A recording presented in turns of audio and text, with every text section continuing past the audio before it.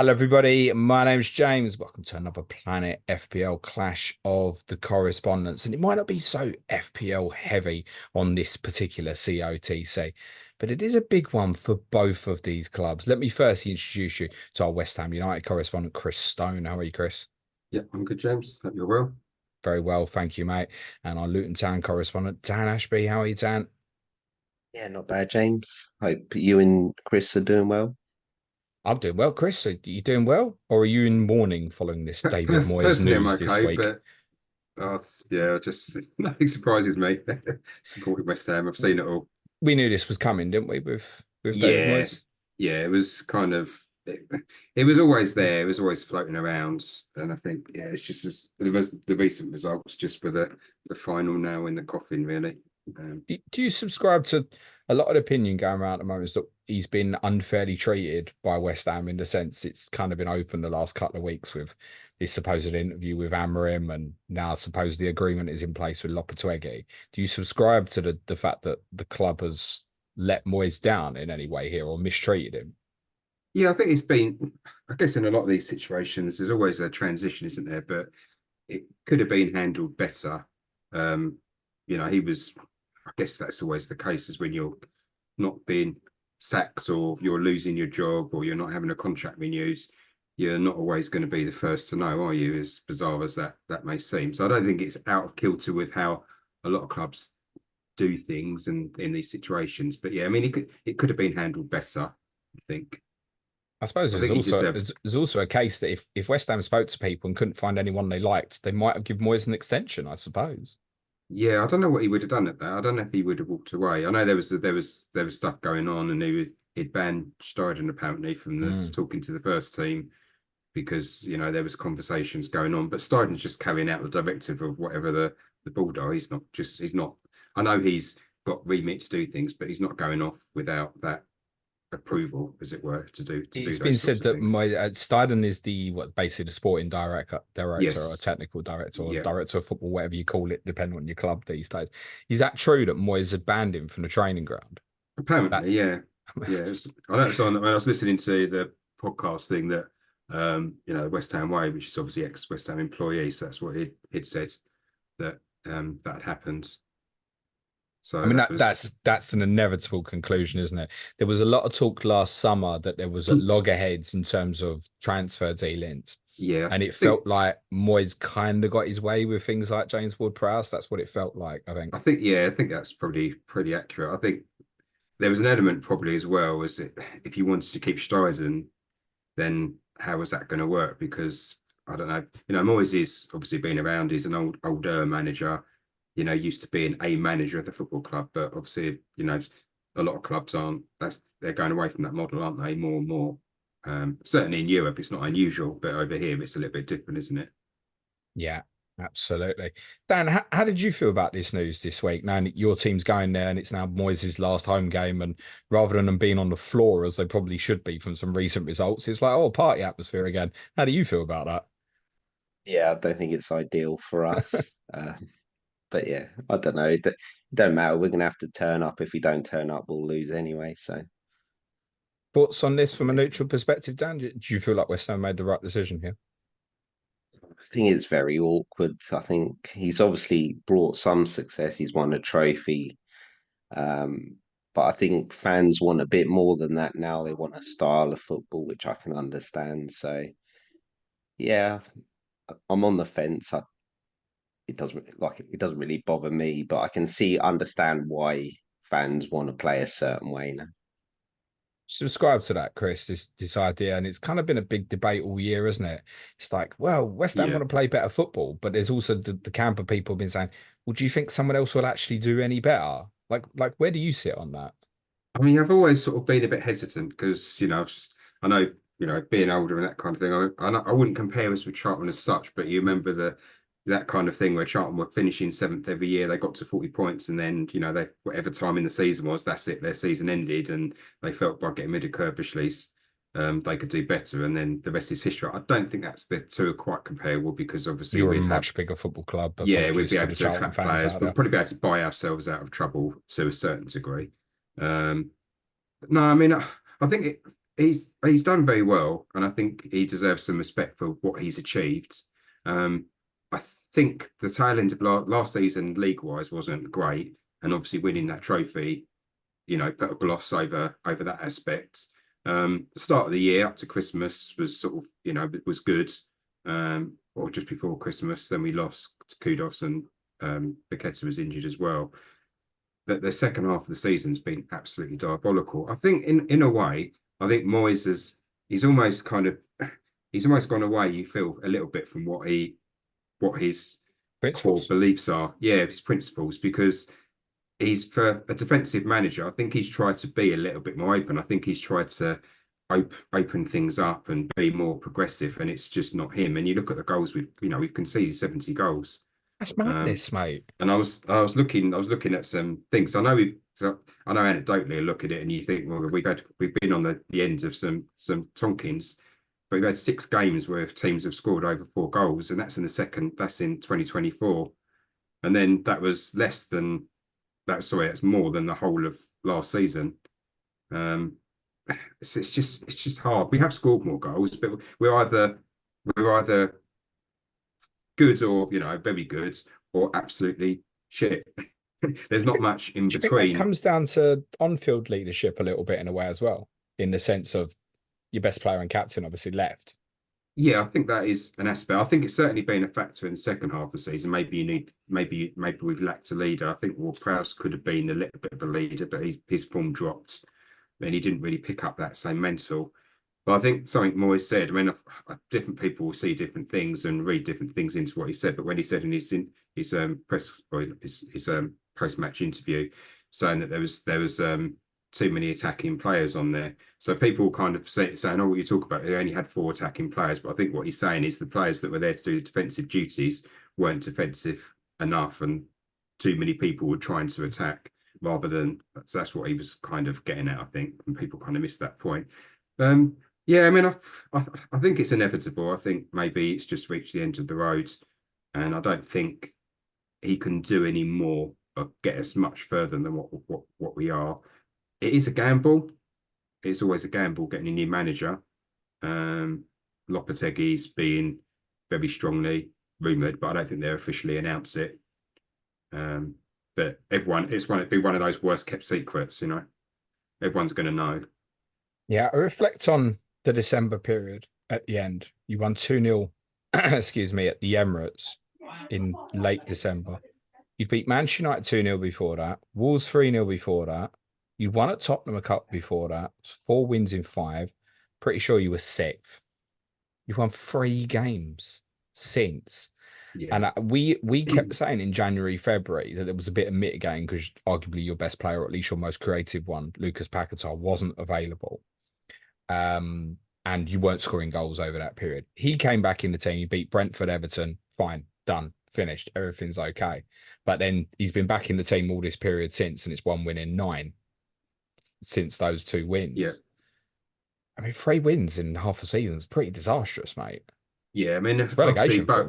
Bowen had that injury, but yeah, still no excuse. I mean, there's no excuse for losing, sort of having 6 games where teams put 4 past you, Arsenal put 6 past us. And I know Arsenal have been very good, and they've beaten a few teams 3 or 4 goals, but it's, losing 5-0 to Fulham, things like that. It's just, there's no excuse for it. And I think trouble is our defence has been very bad, I feel, for a number of years, collectively. Individuals, there might be 1 or 2 players that have had their moments and done certain things, but as a group, we've not really invested well in that area. I think Agard was looking good, but he seems to have regressed.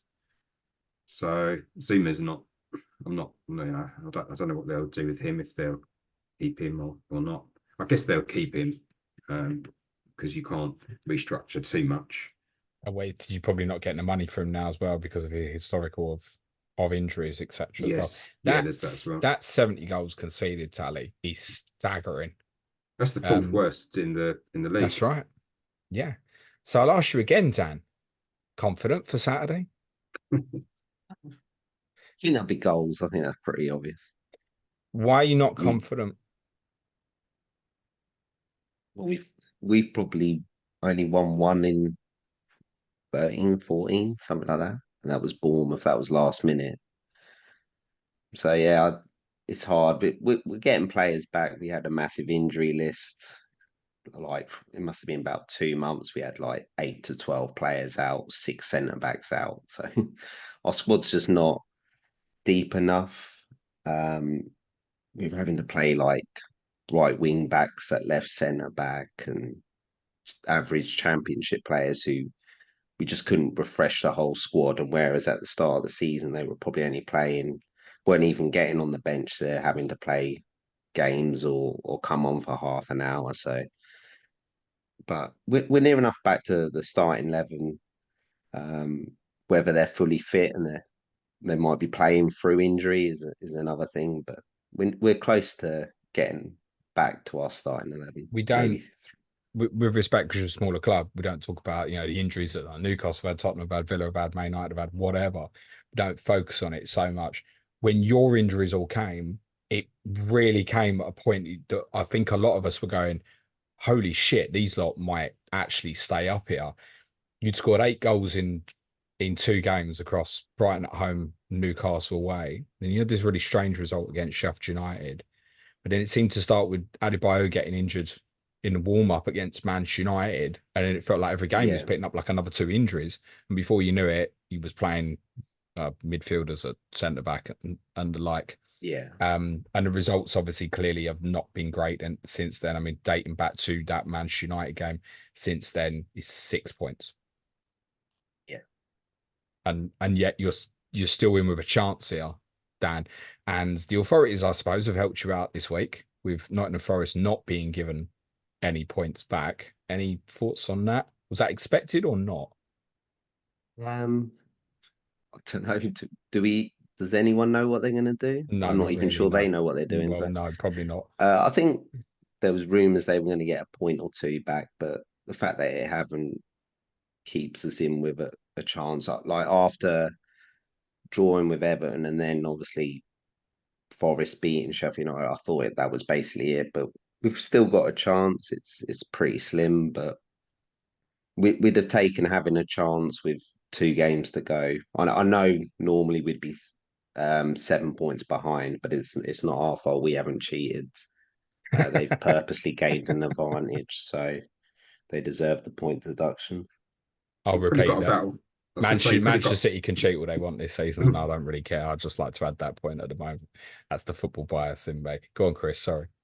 Sorry. You've probably got about a 1 in 3 chance of scoring 5 goals or so. So there's always that to help the goal difference.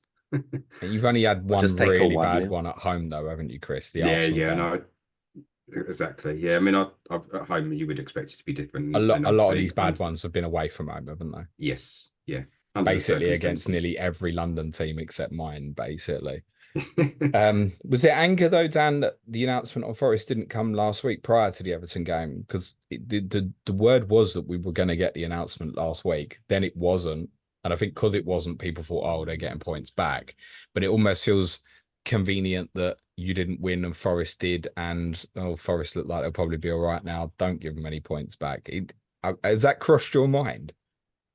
I mean, I thought they didn't get enough to start with. Because when they got the 4 points, it basically put them 1 point behind us, and we had Man United, Liverpool, and City in the next 3 of the 4. So I think they've sort of punished them, but not punished them enough to make sure like it'll be a deciding factor. I think everyone wanted to just know the decision one way or the other. Um, like against Everton, he basically played Kaminsky up front for the during injury time where I know we needed to win, but we didn't need it that much to put your keeper up front for numerous set pieces. So yeah, I think the whole thing for Everton, Forest, it could have been done a lot better, and it definitely feels like they're just making it up as they go along. The learning from this for the Premier League, and I know it came about because a lot of anger that teams didn't get punished last year. But the learning from this has got to be this can't happen where we're in May and we don't know if the table's right or not. It can't happen again, can it? For me, I think the problem was they never planned to actually penalise teams for it. And I think I've mentioned before, if, for example, administration, they have a set points deduction. It's 9 points. I'm not saying they deserve that much for PSR, but all they had to do was write in it's 4 points or 3 points. If you break it, you then lose a level of appeal, which doesn't drag out as long. But yeah, it's going to continue next year because more teams are going to break it next year. Yes, there are going to be more points deductions next year. I'm afraid to say, but and we don't know how that's going to be handled with the likes of Leicester. We seem to all think are almost definitely coming up with a deduction. There might be one or two other teams that might come up and walk straight into that as well. Unfortunately, what do you think you need from these two games, Dan? West Ham away, Fulham at home. Does it feel like it's got to be two wins? Probably. Well, it can be a minimum of four, but then you're then asking Forest to lose two games, and they do play Burnley the last game, so we've got to try and win both games. And if it's not enough, it's not enough. Yeah, the goal difference isn't on your side Yeah. either, which isn't helpful. You're minus 29, 3 points behind Forest, on minus 18 goal difference. So, Yeah. I mean, that's not going to swing, is it? That would be very, very unlikely unless, well, I guess unless Forest took an absolute slacking, or unless you want to turn up with some of your away form, Chris, and give Luton 5 at the weekend might be helpful, but I can't see that. Do you think Burnley have still got a chance here, by the way, Dan? Yeah, I do. They've definitely got to win both, and Forest would have to lose both for them I to was have a chance. briefly talking to you before. I think maybe for Luton, it might be best if they beat you, so that they've got something going on against, especially if we get a win as well. But yeah, to be honest, if the season was another month, Burnley would stay up. Well, they're the one that had To hit the be honest, form yeah, really prior to they got well beat by Newcastle at the weekend, but that can happen in fairness. But yeah, they'd been sort of one defeat in 8 or so, and they'd just left it yeah, way too late. And it has gone in spells like that, I think, hasn't it? Like Nuno went in, Forest won a couple, they'll pull clear, it'll be all right. You had that brilliant spell, sort of January, early February, where I think a lot of us, anyone who watched you beat Brighton would have gone, my goodness, and then the 4-4 at Newcastle as well. Well, it's scoring too many goals, arguably, to go down. It's so impressive to get 8 goals across those two games. And then said, obviously, the injuries hit. Now it feels like you're too out of form to trust or believe in back-to-back victories. But you are playing two yeah. teams who essentially you've got nothing to play for. Or, Chris, is there still a chance you might catch Manchester United here? 6 points, 5 points behind Um, with 6 to play for. It was a small problem of Manchester City away on the final day, but we'll ignore that for the moment. yeah, if we forget we're playing Manchester City, we've just got two games, then yeah, technically there's a chance, but realistically there's zero chance. So a year without European football is what it will look like for you, Chris. How does that feel? Because I guess you've become used to it, I guess. Yeah, it's been enjoyable. I think probably with the new manager, it's probably not a bad thing, if I'm honest. I think with having that and trying to transition with the Premier League and everything else and navigate that, that would be, you might end up doing well in Europe or okay in Europe and then rubbish in the league again, which will just frustrate people. So I think it's probably in the long run it could be a good thing. But yeah, definitely miss it. It's been enjoyable sort of having those games. Dan, did you hear or I said I thought would be a good appointment for West Ham? Yeah, I did. I think he's very good. Edwards, you're on about. I think he's very good PR. He says the right things. All the women seem to fancy him. If it's anything to look at the. A lot of the men as well, I think, by the way. So yeah, yeah, he's been very good. Considering we had Nathan Jones before him, and they're so chalk and cheese. It's No interesting. one was looking for a night out with Nathan Jones. No, mate. No, I think he's good. Then his stock has definitely risen. Um, I'd like to think if we go down, he would stay, but like if a Wolves need a new manager, ex-Wolves as well, maybe Brighton, maybe Brentford or Bournemouth, I can easily see him being looked at by any of those. So you think that's that realistic? What I'd said, that a club like Yeah, West Ham could well come and look for him. You think that's realistic? I'm not sure West Ham will, but Well, I not think, now, no, but yeah, yeah, yeah. I think he's ticks a lot of boxes. I think. I've said that I think he's the number one reason why you're in a position that you've still got a chance. Is that fair or not?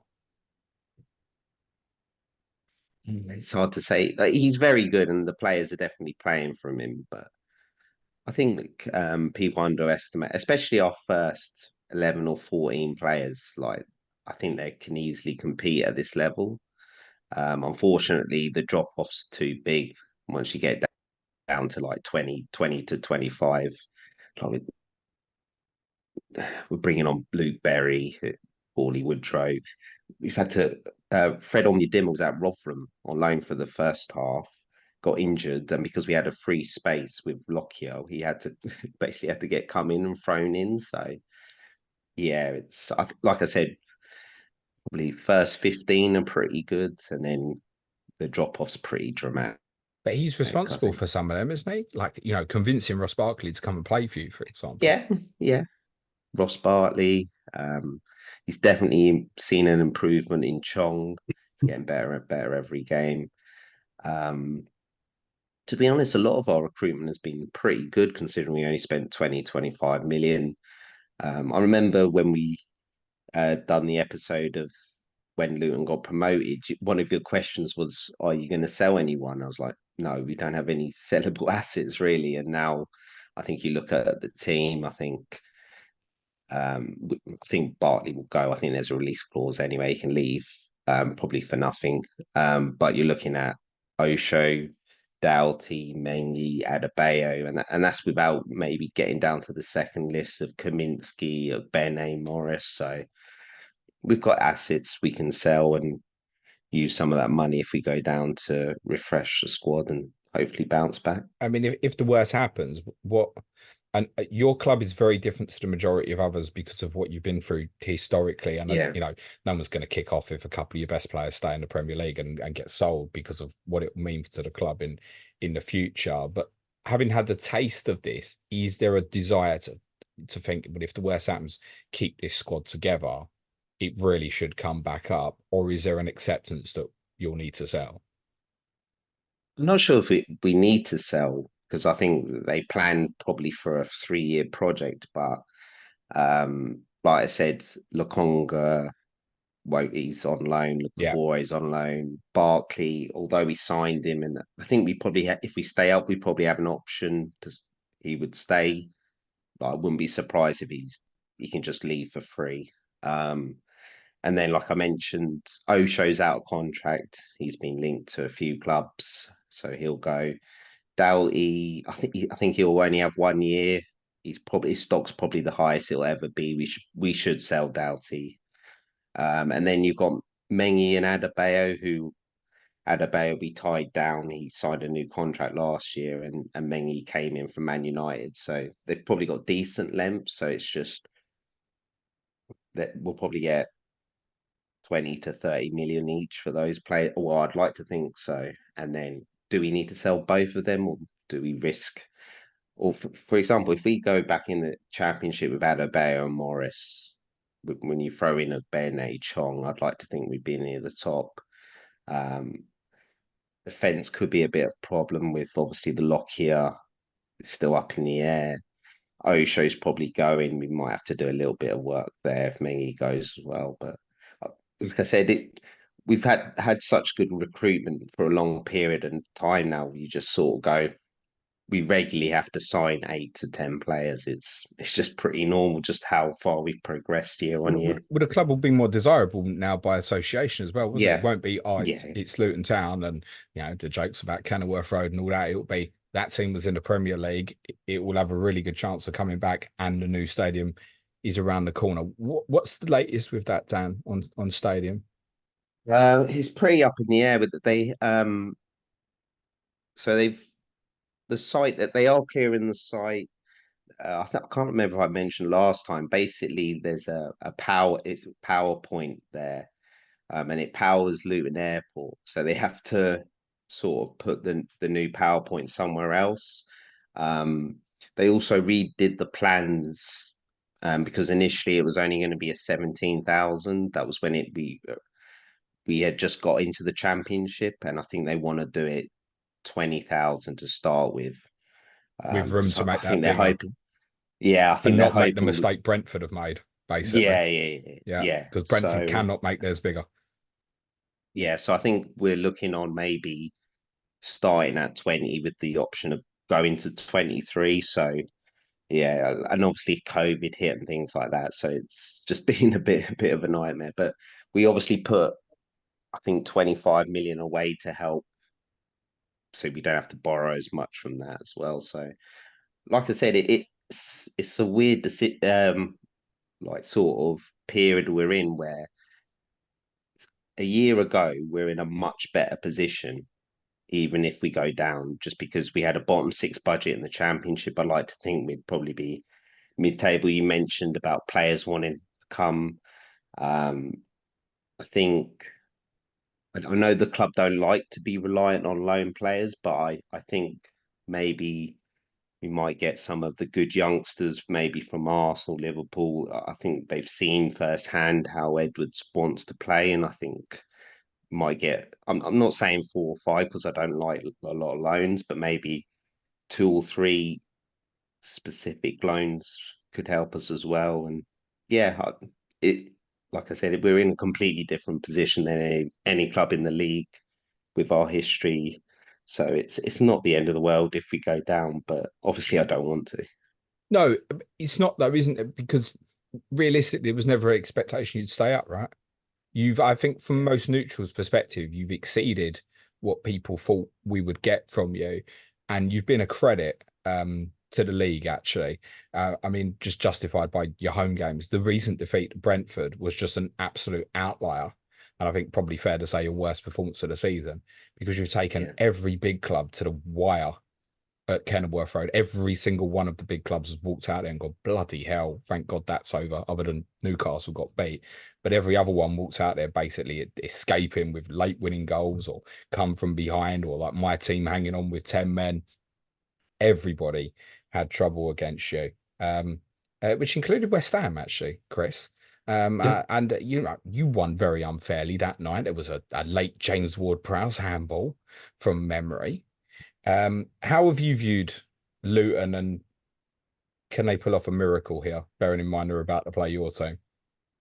I mean, playing us, obviously that you've got, as Dan said, you've got the Moyes last game. There's going to be a little bit of a kind of the crowd will be up, not not because I was leaving, that kind of thing, but more kind of give him a send off, all that sort of stuff. And the last game of the season at home, the last game of the season at home is always a sort of a little bit of a, not a bigger event, but that aside, got a chance. We're not in form. I think they've been pretty good. I mean, out of the three, the three promoted teams, they're probably the one that you couldn't say they're going to get beat this week, and they're going to get beaten well.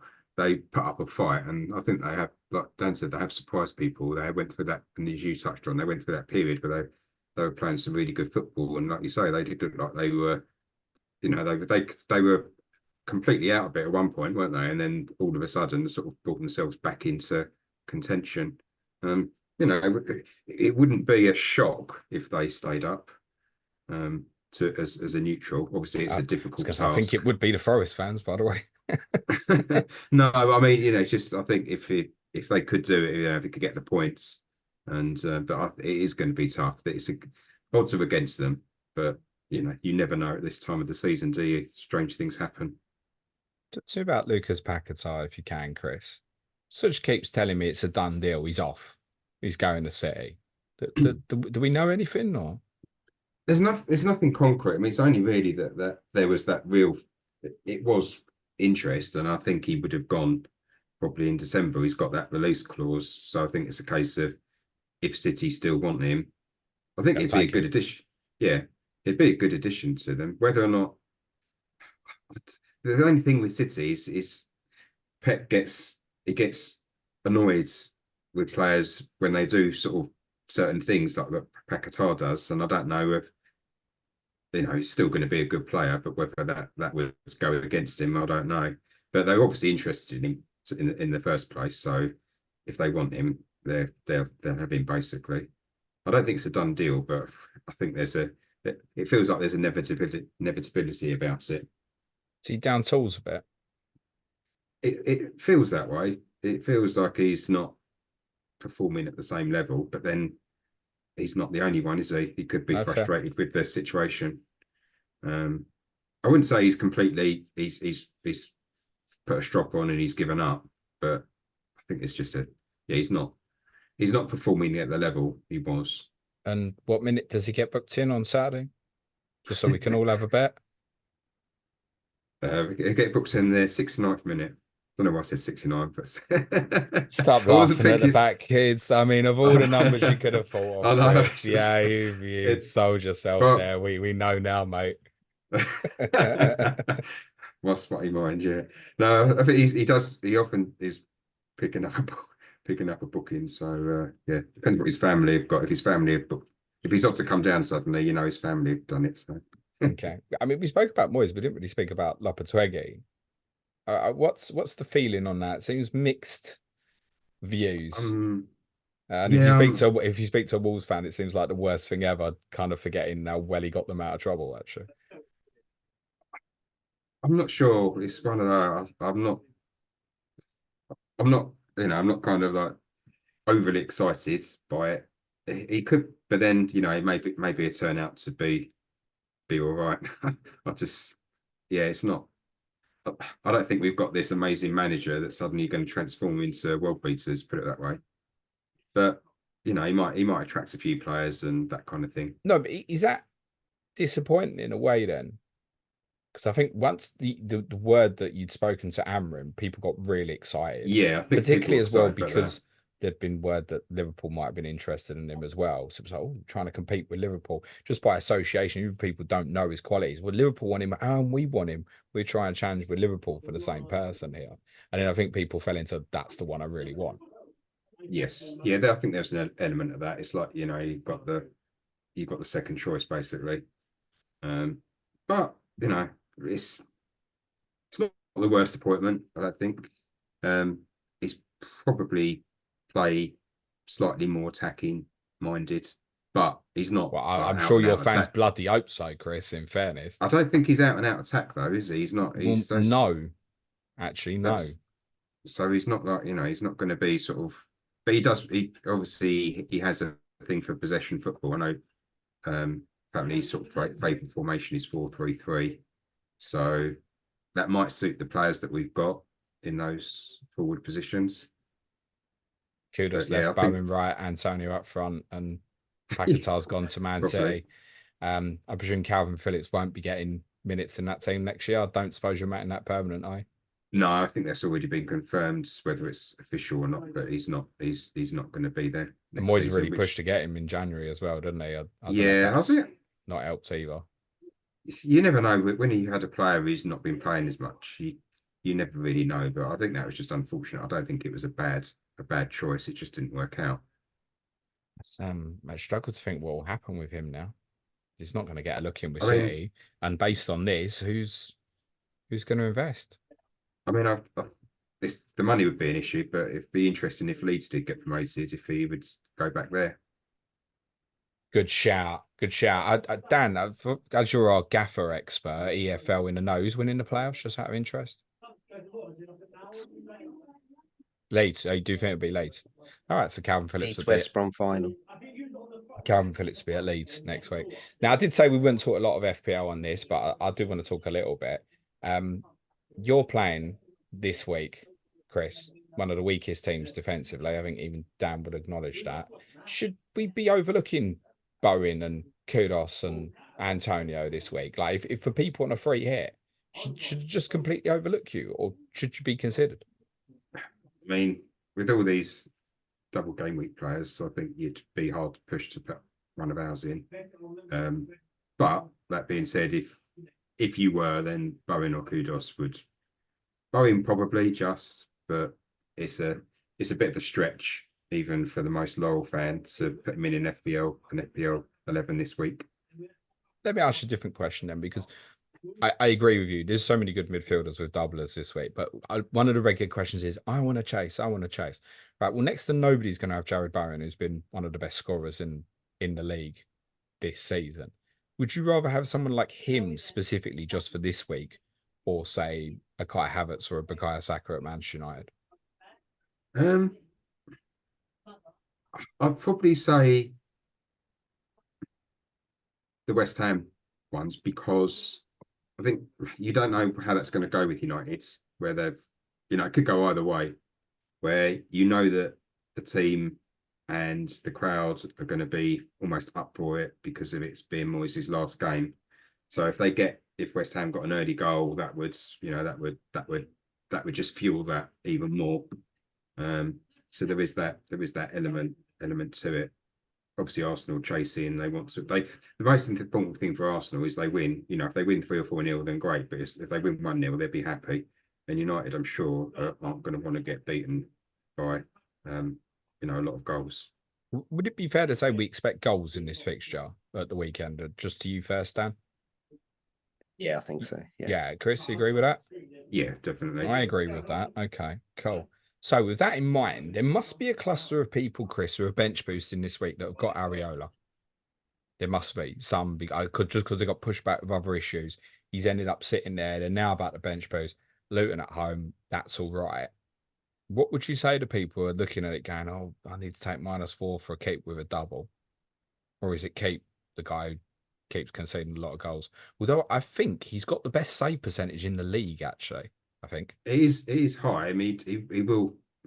You won't lose points. Put it that way. If you've already got him, you're not going to lose points with him, because if we're conceding a couple of goals, then he's bound to have made probably 4 or 5 saves. Well, yeah, I mean, even that 5-0 defeat at Chelsea, he's got a 3-pointer, mate. So yeah, I mean, exactly, that says, because he's had to make 9 saves. Yeah, and he will, but the likelihood of him keeping a clean sheet is probably next to 0. We just don't keep clean sheets. We'd always let a goal in. So even if it's just one. With that in mind, for a group of people who would be looking at potentially, oh my God, I've got no money in the bank, I've got Harry Maguire injured, you wouldn't advise people to consider something like an Emerson or an Ogbonna then to cover that off?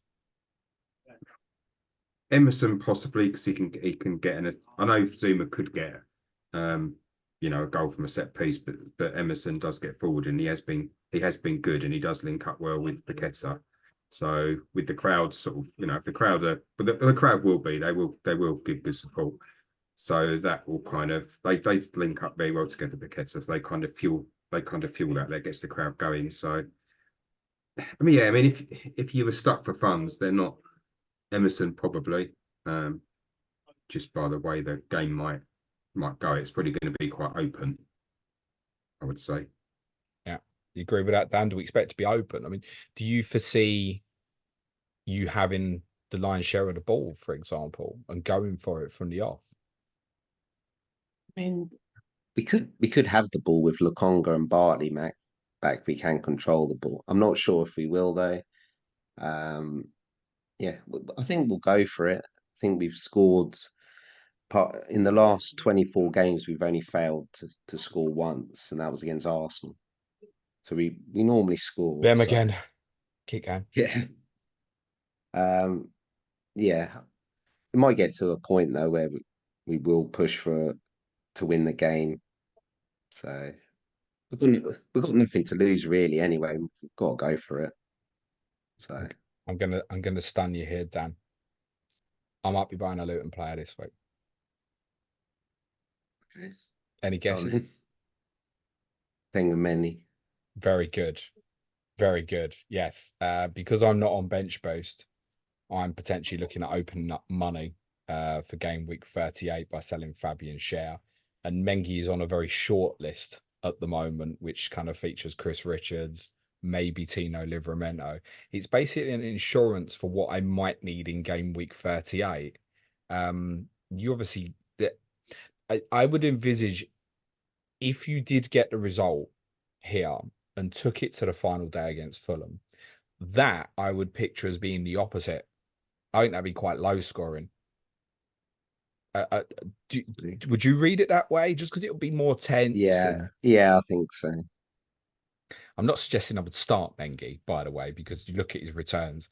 I mean, you got a 5-pointer in your 1-0 victory against Newcastle, and there's 2s, 1s, and 0s all the way through since. It's a body potentially, rather than I want a Luton defender. Although I do acknowledge what people always say is, remember, you got to look at that team for about 3 or 4 weeks before FPL close the game and restart it again. Do you want to look at Luton defender in your team? But he'll only be sitting on the bench. I presume he's pretty safe of minutes, though, Dan. Oh yeah. I Is that think because we've of only got bodies as three. much as anything? Yeah, we've only got 3 centre backs. I'm not even sure they're all fit, but especially Osho. So yeah, he's going to play. What would you say to people who are still holding on to Colton Morris and bench boosting this week? Has that got to go into like a João Pedro or something? So a bit of heads up: Ross Bartley and Morris are ill at the minute. They Oh, were wow. ill on. They missed the presentation due on Tuesday, but I'd expect them to play. But Okay, that's notable. yeah. Will Rob Edwards be upfront about that, do you think? I feel like that's why you've just told us, because he probably won't be. I don't know. He might be. He might say that we've had a bit of sickness. I'll be amazed if they don't play, especially Morris. Morris near enough played with a dislocated shoulder last year. So Yeah, I mean, he's captain as well, isn't he? He's not going to want to. yeah, he'll play. Yeah. Yeah. I'm pretty sure that Barkley would be desperate to play as well. Okay, but that's notable. If Edwards tells us Friday there's a couple of illnesses in the camp, we know who they are now. Okay, thank you for Dan. Dan, that's useful. But that probably will be enough info, therefore, to answer the question and say what, move it on. Yeah, I think so. Yeah. For a hit. I don't know. If you're getting a doubler, probably. Who's on pens for you? Who's on pens for Morris? It'll be Morris, yeah? Yeah. Chris, who's on yours? Be Paqueta. If he hasn't been sent off by then? They won't get sent off. They just get a yellow card. Just get a yellow. Okay, right. Fair enough. Okay. Gents, thank you both very much. Best of luck, particularly to yourself, Dan, for the weekend. Not that I wish you ill, Chris, just you ain't got a lot of play for at this stage, mate. But I'm fairly certain it will be a nice reception for Moyes on Saturday. I cannot believe that it would be anything but that. I think it'd be bad if it wasn't. Yeah, I don't know why anybody wouldn't just be thankful at this stage for what he's achieved at the football club. Let's finish with correct score predictions, Chris. 2-2. Interesting. Dan? 3-2 Luton. Good lad. Oh, that's really bad now. I see you getting beat, Dan, because you're gonna have to chase it, and in a weird way, that's what they want, even against a side like the South. And I think probably the longer the game goes on, I can see it being level quite a long time. I wouldn't be surprised if it's like 1-1 with 15 minutes to go, and West Ham going win 3-1 from there. I can envisage something like that, because if you get to that stage of the game, you ain't going to be settling for the draw, are you? You're going all out to win it, aren't you? Yeah, I think it's hard. I think Forest play it later as well, so yeah, we're it's not going to know 5:30. that. Yeah. So it's a bit tricky. So draw might be enough, but we'll probably go for it. That's relying on that at that stage, though. Then you're relying on you winning your last game and Forest losing twice. And if Burnley have beaten my team as well, then I don't even. Can you even stay up at that stage? If you draw and Burnley have beaten us, surely if Burnley Forest one result one way or the other would put you down, wouldn't it? I don't know if we win, we've got better goal difference than Burnley at the minute. Burnley's goal difference is -35. Yours is and what are they, 2 behind you, are they? Yeah. Okay, so then if you both won final day, you'd still stay above them. Okay, fair enough. Cool. Good luck to the both of you. Thank you very much, gents. Deadline stream still to come tomorrow. It'll be the last one of the season, actually, because I'll be in Sheffield next weekend, and as it's Sunday deadline, you don't want anything from me beforehand. So that'll be 10 a.m. UK time on the Planet FPL YouTube channel. Just sees me to say thanks very much to Chris and to Dan. Good luck this weekend, gents. Cue music, please, man child.